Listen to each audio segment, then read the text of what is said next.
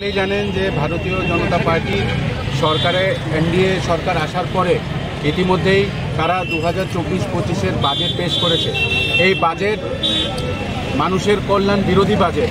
এই বাজেটে আমরা দেখেছি যেভাবে একটি রাজা তার প্রজাকে সবাইকে মিশে থাকার এবং সবাইকে সমানভাবে তার থালে যাতে খাবার থাকে সেই খাবারের ব্যবস্থা করে।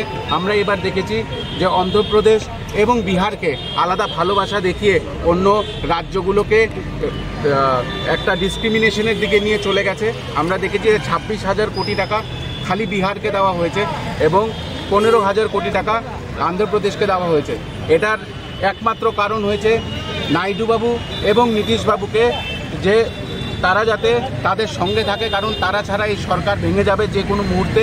তাই আমরা এর বিরুদ্ধে যে খালি বিহারকে এবং অন্ধ্রপ্রদেশকে কেন এইভাবে আলাদাভাবে টাকা দিয়ে অন্য রাজ্যগুলোকে প্রাধান্য দেওয়া হলো না। এবং এই বাজেট কিষাণ বিরোধী, এই বাজেট যুব বিরোধী, এই বাজেট সাধারণ মিডল ক্লাস মানুষ বিরোধী। কারণ আমরা দেখেছি যে চারিদিকে যেখানে ট্যাক্স নেওয়া সত্ত্বেও রাজ্যের কোনো উন্নয়ন হচ্ছে না, তারা ইতিমধ্যে অনেক কিছুর মধ্যেই ডাবল ট্যাক্স করে দিয়েছে এবং যে দেখানোর জন্য যে কিছু জিনিসের মধ্যে দেখানোর জন্য তারা ট্যাক্স কমাচ্ছে, অন্যদিকে তারা সেই ট্যাক্সটাকেই উঠিয়ে নিচ্ছে, ডাবল করে নিচ্ছে।